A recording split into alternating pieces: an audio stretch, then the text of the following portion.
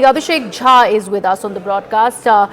He's tracking all the developments right there at the Bharat Mandapam, the summit that continues day one today.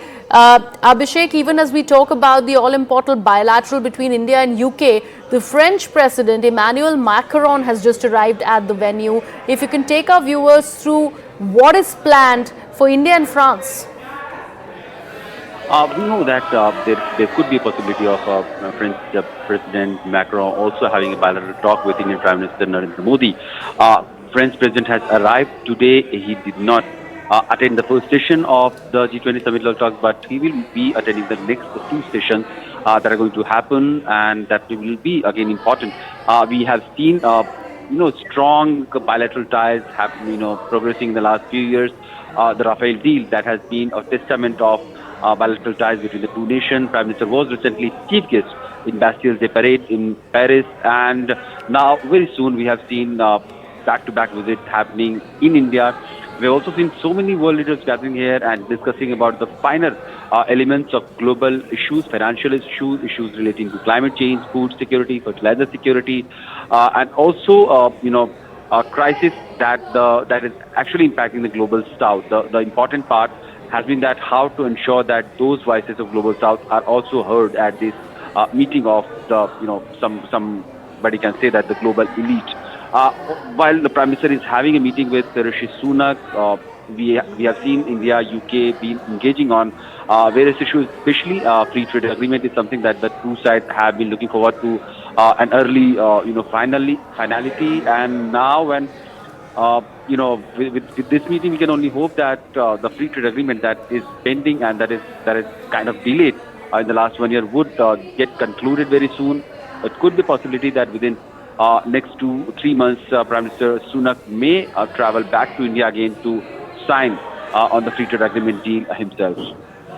Also, Abhishek, when we talk about this important bilateral between UK Prime Minister Rishi Sunak and the Indian Prime Minister Mr. Modi, one important aspect is being discussed is about the pro-Khalistan extremism because UK and Australia are the two strategic countries from where this is emanating, and how in the last few years, a couple of years, this has really increased, especially finding safe haven in the UK. Is that going to be an important aspect that is going to be discussed as part of the bilateral, or they would skip it? I think Rishi Sunak has clearly indicated his government's view on this secessionist force working against Indian interests in United Kingdom. We have also seen Anthony Albanese, the Australian Prime Minister, talking about these Khalistani people who are trying to foment an anti-Indian narrative in his country, and their intention to deal with him, and their intention that such violent act or such vandalism on the pretense of freedom of speech and democratic rights to protest could not be tolerated. So that has been Australia's stance. UK Prime Minister and his government has also assured India of all the steps they will take to ensure Indian and Indian community members' protection and safety and security. We recently saw in the month of March there was an attack on Indian High Commission in London, and some of the culprits have been identified. The UK government has been cooperating with the Indian agencies. While the UK government can not only stop these sentiments from rising up, it can always take strict actions from these groups to spread across UK, and probably this is what Rishi Sunak government has shown its intention. And we can assume that when the two leaders will be discussing, they will talk about Indian communities, Indian diaspora living in UK, how their interests, their security can be guaranteed by the UK government from their side. All right, Abhishek, thank you so much for joining us with all the latest that you're picking in.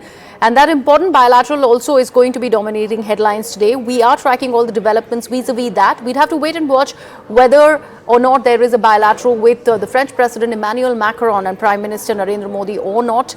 Tracking all the developments right here as far as day one of the G20 summit is concerned.